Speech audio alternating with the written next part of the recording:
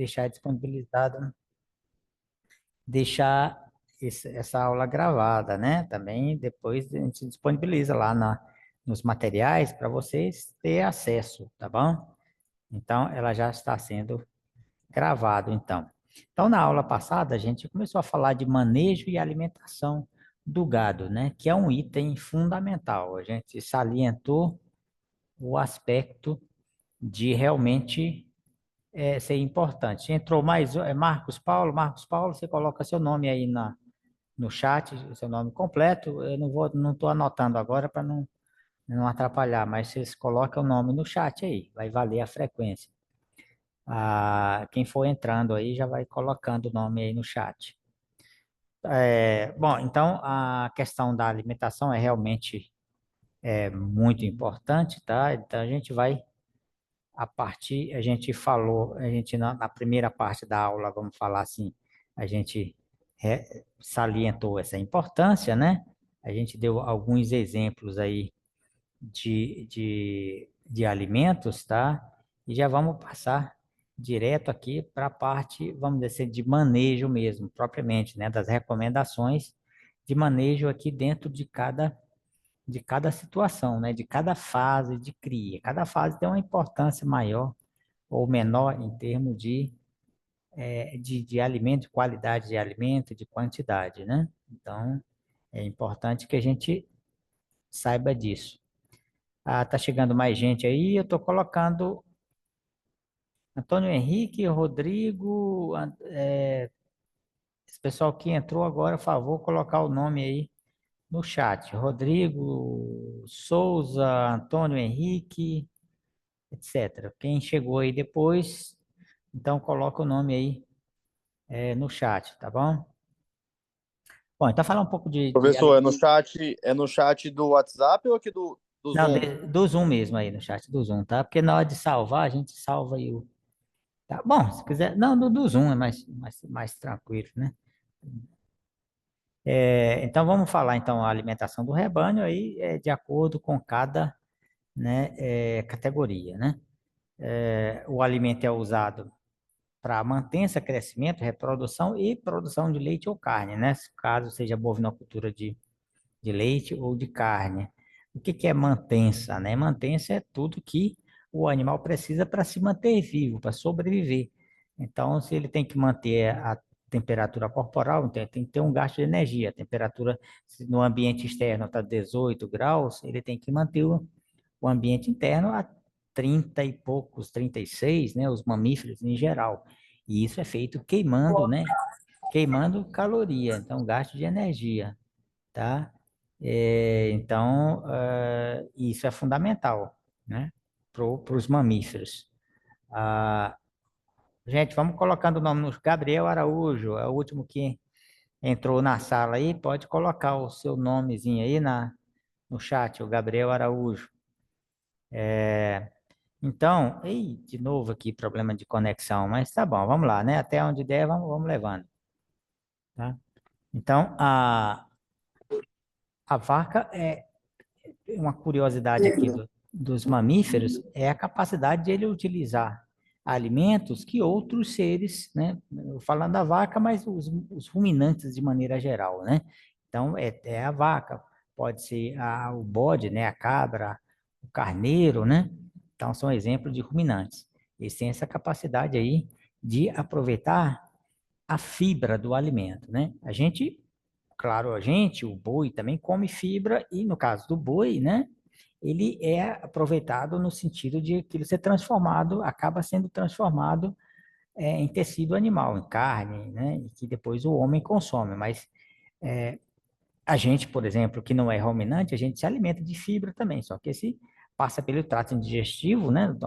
Tem alguma função fisiológica no nosso organismo, mas não é diretamente aproveitado, no caso, né? Para fabricação de matéria orgânica, ou virar carne, ou virar leite, né? Como é o caso aqui dos ruminantes. Então, daí já há um elemento importante aí, tá? Agora, você tem o alimento que propicia a mantença, né? Tudo que passar disso aí, né, vai ser redistribuído aí para, no caso, produção de carne, se for o caso de bovinocultura de leite, ou produção de carne para bovinocultura de corte, né? Ou leite para bovinocultura leiteira, né? Então, à medida que você vai, e quanto mais esse animal é mais produtivo, né? No caso aqui da vaca leiteira, maior a quantidade de alimento é necessário, né? Tanto na forma de volumosos, né? Como na mistura concentrada, minerais e algumas vitaminas. Os volumosos que a gente chama são pastos, silagens e feno, né? Então, à medida que você vai avançando na produtividade, evidentemente que você vai aumentando a quantidade para esses animais, tá? E a gente divide aqui, separa, né, em alimentação, já começando aqui pela alimentação de bezerros, aí a gente vai dando sequência. No caso da alimentação de bezerros, ela pode ser feita de maneira chamada aleitamento natural, tá? E o aleitamento artificial. Evidentemente que o aleitamento natural é o mais comum aqui na nossa experiência aqui da nossa região, do cotidiano, né? Eu falo pelas características que a gente tem do nosso sistema produtivo, né? Que é como a gente já falou antes, uma bovinocultura de baixa, vamos dizer assim, utilização de tecnologia. Então, porque a alimentação artificial, ela requer, já pressupõe, né? Uma série de características que a gente vai falar aqui. Então, o mais comum, é claro que vocês são aqui do ramo, talvez tenha um outro conhecimento, né, que faz o aleitamento artificial, né? Lá na Feléu, se vocês lembram um tempo atrás, aí você via os bezerrinhos comendo lá vamos dizer assim, num balde, né, que era oferecido, né? Então, esse é o aleitamento artificial. No caso ali, não me lembro mais se lá na Feléus era o próprio leite da vaca que era dado separado ou era. Mas quando a gente fala em aleitamento artificial, ele está falando basicamente aqui de um alimento que não seja, né, o leite da vaca, né? Então, vamos lá. Então, assim, então, a característica mais comum aqui, o trivial, é o aleitamento natural, né? Quando é que é esse alimento natural, em que condições ele é utilizado, né? Em que circunstância? No caso de vacas zebuínas, ele é um processo em que a vaca, na verdade, chegando mais gente aí, Cauã Marasca. Bom, Cauã, você que entrou agora, você coloca seu nome aí no chat, aí no chat aqui do próprio programa, do Zoom, né? Então, o alimento natural, ele é utilizado em determinadas circunstâncias. Como eu já mencionou antes, a raça zebuína é uma vaca que... Oi? Alguém? Pessoal, vocês... quem entrou, vai entrando depois, vai colocando o seu nomezinho aí nesse chat aí mesmo, do chat aí do programa, né, do Zoom, tá? Então, no caso da vaca zebra, ela precisa do bezerro ao pé, né? Se ela não tiver o bezerro ao pé, ela vai esconder esse leite. Então, naturalmente, o tipo né, já é por uma exigência da própria raça, né, de característica da própria raça. Então, nesse caso, né, ocorre naturalmente o aleitamento natural, né? Bom, a vaca zebuína, a gente tem a Nelore, que não é basicamente de corte, você tem a Gir leiteiro, né? Mas elas são vacas ainda que realmente elas precisam do bezerro ao pé para que haja a ordenha, né? Então, normalmente você faz esse tipo de estímulo, vamos dizer assim, para a própria vaca soltar o leite, né? Então, já é uma condição essencial aqui, o aleitamento natural para esse tipo de situação, né? Vaca das raças ebuínas. Em caso de produtividade baixas, né? Como eu já falei, é muito comum aqui para a nossa região, não compensaria o aleitamento artificial. Então, questão de custo, questão de algumas particularidades que a gente vai avançando aí. Então, na nossa situação, predomina o aleitamento natural aí, até pelas condições, não só pela questão da raça, no caso da raça G, mas pelo fato de também da tecnologia utilizada, né? Então, também, né, o aleitamento natural é preconizado, vamos dizer, é recomendado para você tem uma mão de obra desqualificada, né? Então, você, porque no caso do aleitamento artificial, você precisa realmente de uma higiene muito maior, né? Então, se você tem uma mão de obra que ela é mais refratária a esse tipo de cuidado, né? Ah, eu já tenho um costume de trabalhar com isso aqui, eu não vou, né?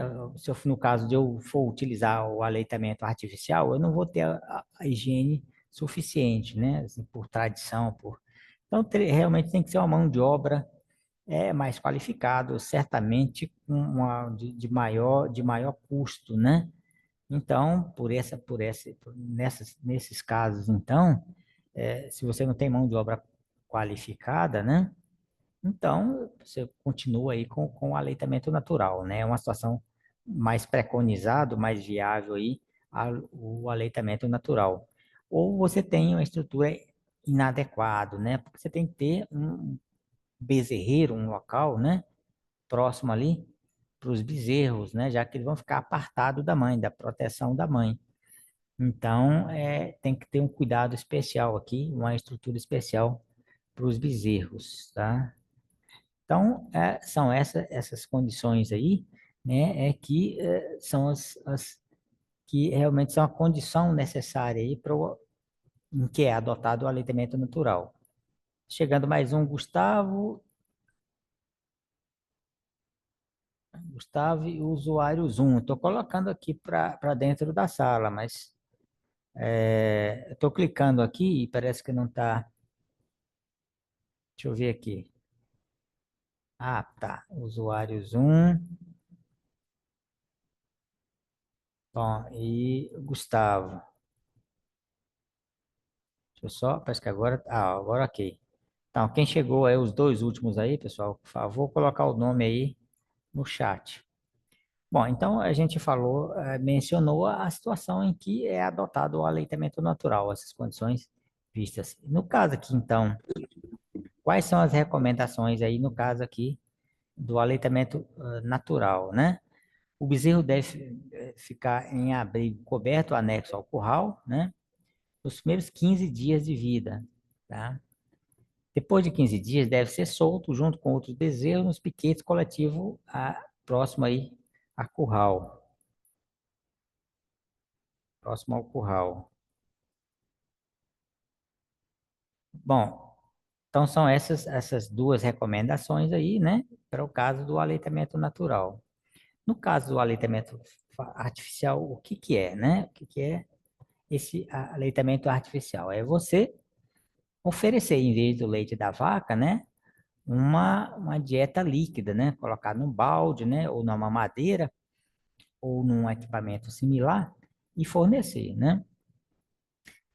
Então, evidentemente que esse alimento artificial não é o leite da vaca, ele deve ter oferecer as mesmas condições em termos de qualidade, né? E quantidade para o bezerro, né? E ele permite ordenhar com mais higiene e controlar a quantidade de leite ingerida pelo bezerro, né? É, Quais são as recomendações aí do aleitamento artificial? Fornecer cerca de 4 litros por animal por dia, né? Dessa dieta líquida, que a gente pode chamar aqui de leite, em 2 refeições diárias durante a primeira semana de vida do animal, tá? A partir da primeira semana, fornecer os 4 litros de leite somente uma vez ao dia, tá?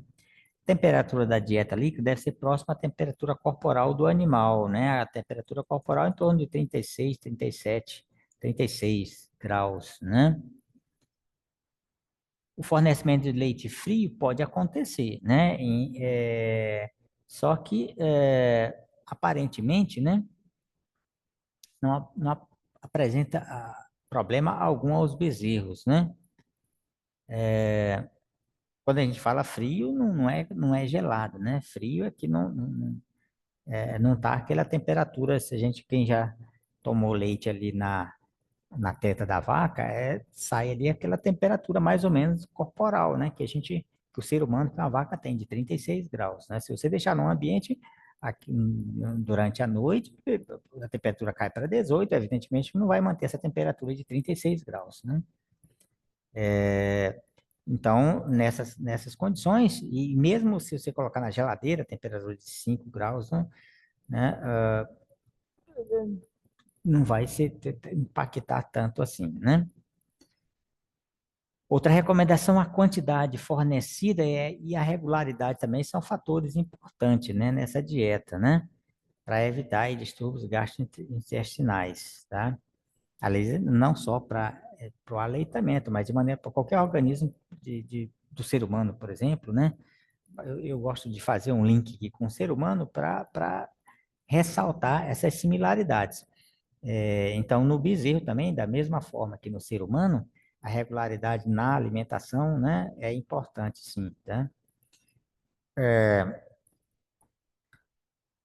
O desaleitamento precoce, né? O que que é o desaleitamento precoce? É com 2 meses de idade, né? Destina-se a transformar o bezerro rapidamente num ruminante. Então, ele passa, se ele deixa de receber o leite, né?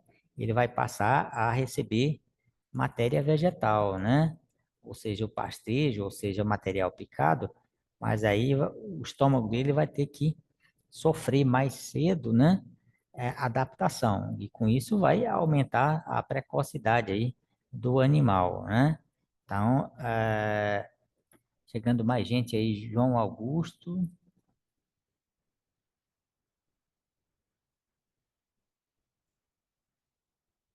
Bom, deixa eu só ver aqui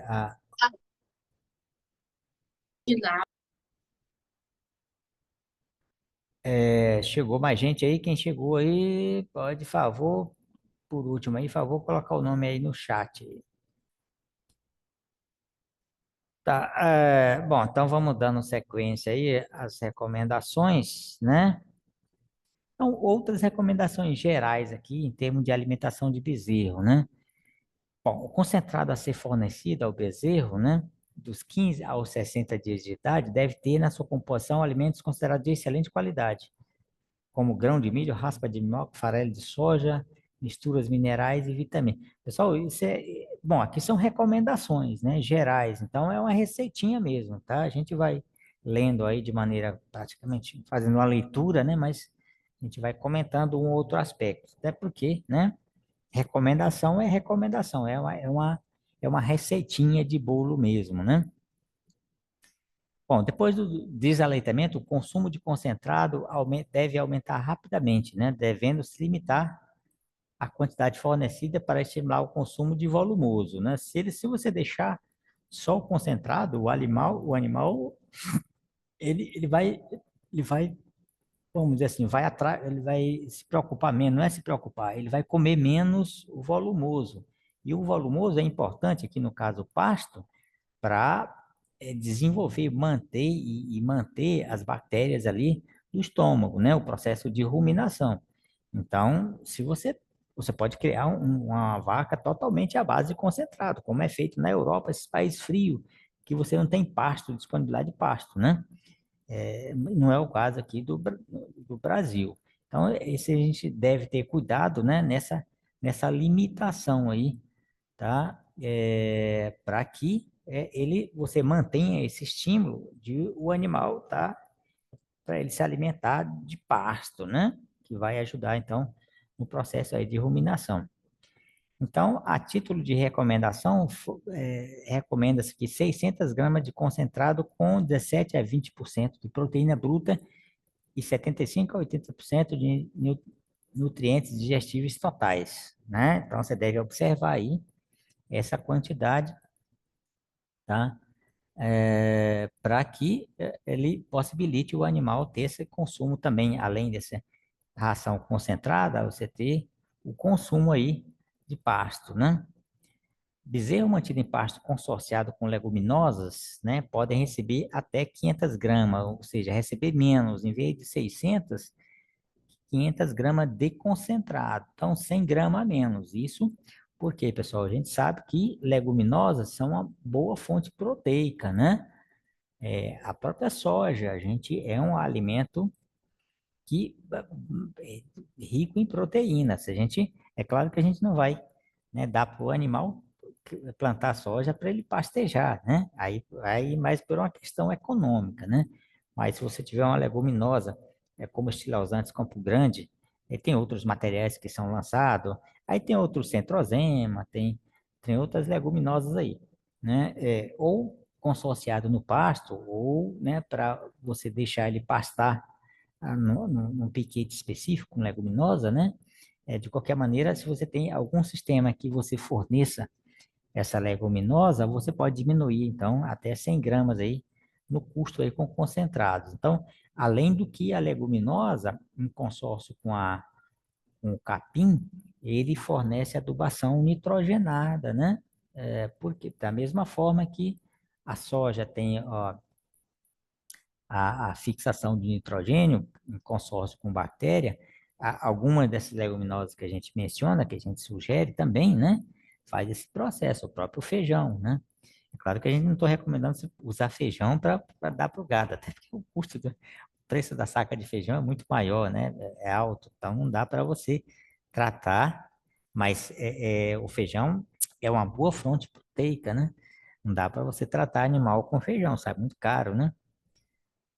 Bom, bezerros mantidos em pastos consorciados com... Ah, tá, já coloquei isso aqui, né? Então, a importância aí do você consórcio com leguminosas tem uma economia aí de até 100 gramas no uso do concentrado, né? Então, mais recomendações: verificar e remover o concentrado que sobra no coxo, isso aqui é importante, né? Se tiver molhado ou mofado, se estiver mofado, evidentemente, que se aqueles fungos que estão crescendo, alguns deles, como que produzem a aflatoxina, pode provocar alguma complicação em termos digestivos para esse animal, né? Então, isso é, é perda.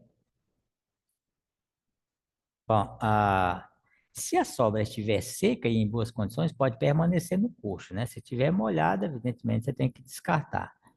Um bom volumoso, como feno ou capim verde picado, deve ser fornecido desde a segunda semana de idade do bezerro, né?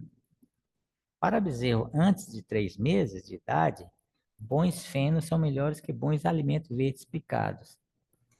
Antes dos 3 meses de idade, o uso de silagens, que são alimentos fermentados, não é recomendado, uma vez que o consumo será insuficiente para promover o desenvolvimento do rumen e o crescimento do animal. Mais uma recomendação aí geral, né?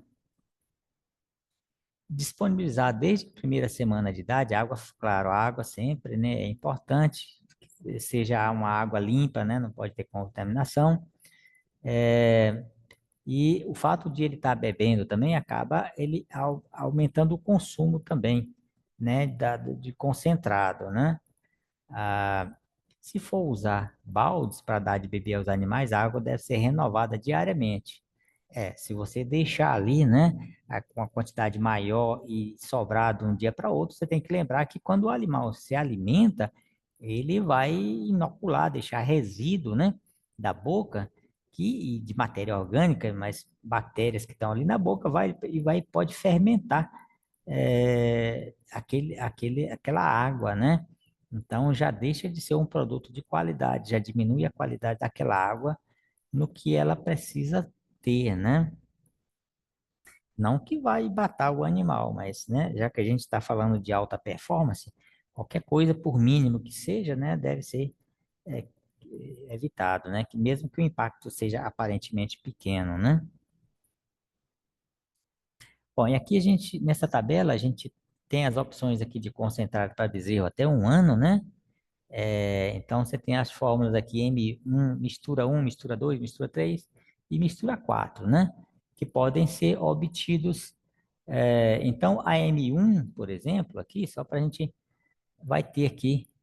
E aqui você tem a percentagem do ingrediente ativo. Na linha aqui você tem o quê? Fubá de milho, farelo de soja, farelo de algodão, farelo de trigo, ureia, mistura mineral. E como fonte aqui, bom, aqui nessa primeira, esses materiais aqui, você tem, são os componentes. E aqui, abaixo aqui, onde está escrito proteína, NDT e cálcio, você tem a concentração aqui, em termos de proteína, dessa mistura.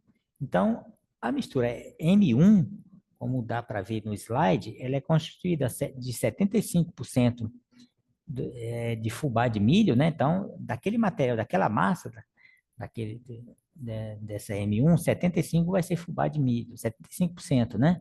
Vamos imaginar 100 quilos, né? Vamos que a gente faça aí 100 quilos dessa mistura. Então, 71 quilos, você vai pegar 71 quilos, 75 quilos de fubá de milho, pega 22 quilos de farelo de soja e pega 3 quilos de uma mistura mineral aí comercial. Se você usar, então, esses 75, 25, 3, você vai ter o que em termos de proteína? 17% de proteína. Então, aqui embaixo, né, está dizendo, você vai ter 80% de NDT, isso, e 1% de cálcio e 0,4% de fósforo, tá? Então, é isso que está dizendo essas opções aqui, né? Pessoal, daqui a 10 minutos a gente vai cair aqui, vai terminar aqui e a gente vai encerrar também, tá? Amanhã a gente continua. Eu tenho mais 10 minutos. Quando terminar, né? A gente encerra a nossa aula. Então, tem as opções. Então, M1, né? M2, M3 e M4. Então, vocês viram que aí você tem que jogar aí, né? Com a questão de preço. Em termos de proteína bruta, você vai ter uma pequena variação, tá? Na M1, 17%, M2, 16% de proteína bruta, M3, 16,4% e M4. Então, aí você pode jogar com a questão aqui de preço, né? Então, você tem as opções, basicamente, são fubá de milho, farelo de soja e farelo de algodão também, né? Que está mostrando. Aqui também tem farelo de trigo, que é a última opção aqui, M4, né?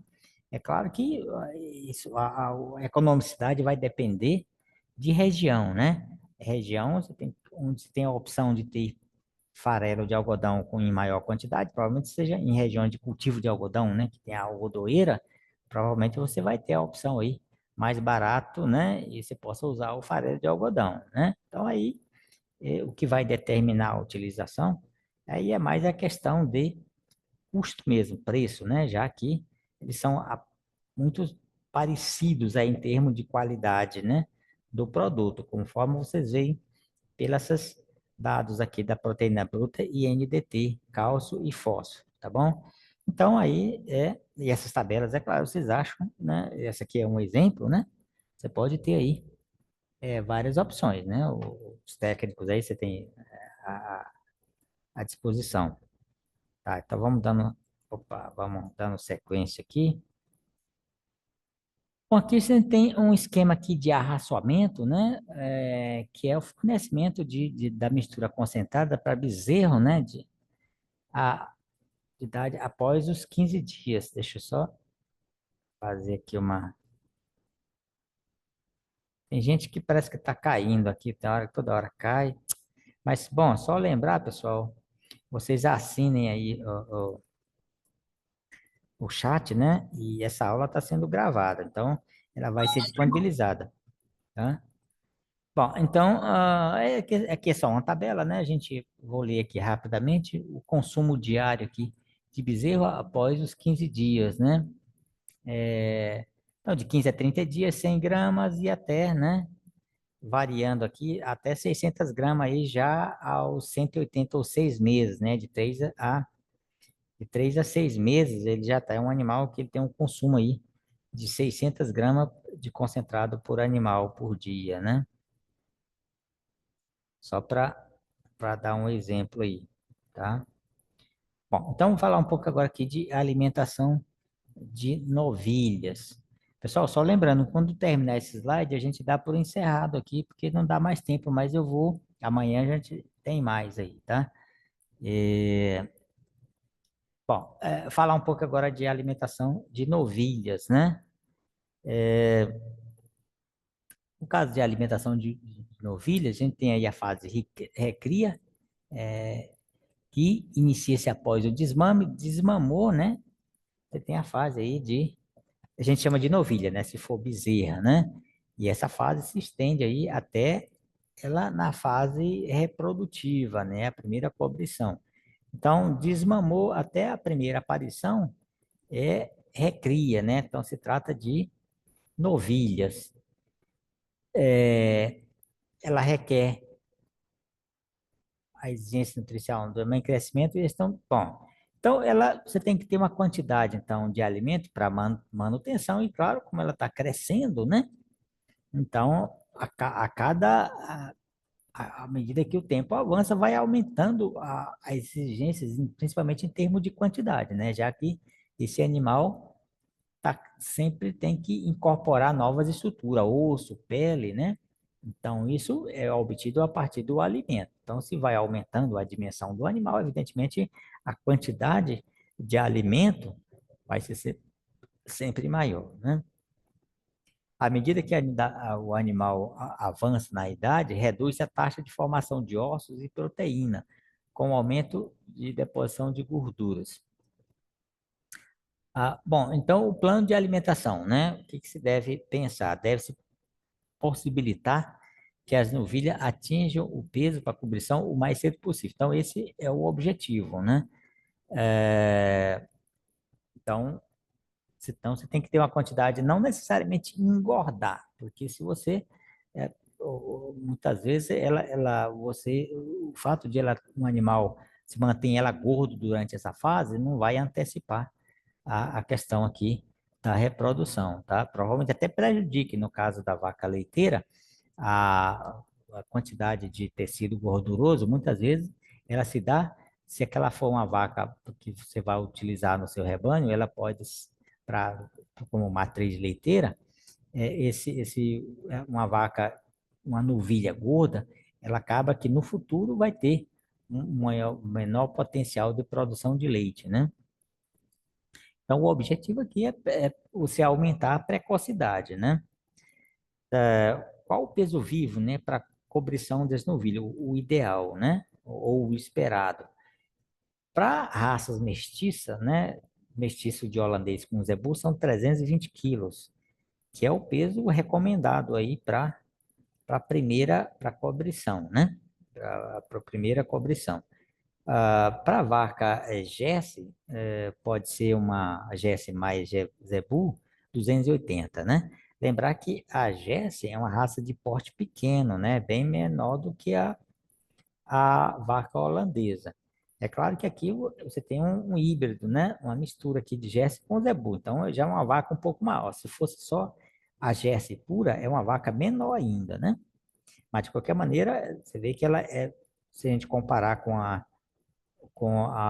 o híbrido aqui da holandesa com o Zebu, ela já é uma dimensão menor, né? Então, 280 quilos para a vaca Jersey com uma raça zebuína, misturado com a raça zebuína.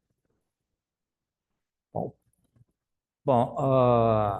pastos consorciados ou adubados com nitrogênio e bem manejados podem suprir os nutrientes para o crescimento das nuvens. Então, assim, numa dieta basicamente a pasto, né? Você dá, claro que tem que ser pasto, como foi falado aqui, bem manejado, pessoal. É um pasto, não é qualquer pasto, às vezes é um pasto de qualidade, que tem um teor proteico. Então, isso tudo tem que ver, né? Fala assim, o zootecnista, né? Tem que ter esses dados na mão, né? Mas não é qualquer pastinho, então, mequetrefe aí, um pasto mal cuidado é que vai servir. Mas então, um pasto bem manejado, né? Às vezes adubado, isso. E se for um pasto que tenha uma qualidade boa também, em termos proteicos, né?